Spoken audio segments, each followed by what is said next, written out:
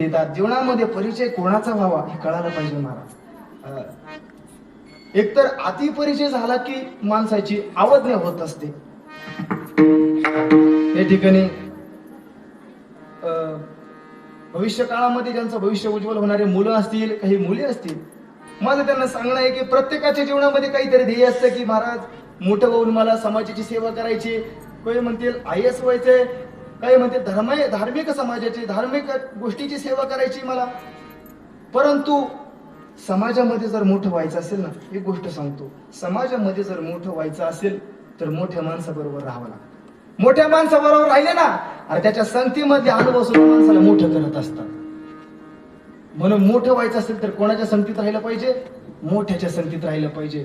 परंतु मोठ्याच्या संगतीमध्ये राहत असताना लक्ष देऊ नये का त्या माणसाच्या बरोबर तुम्ही कायम निरंतर राहत असाल तर कामाशी काम ठेवलं पाहिजे.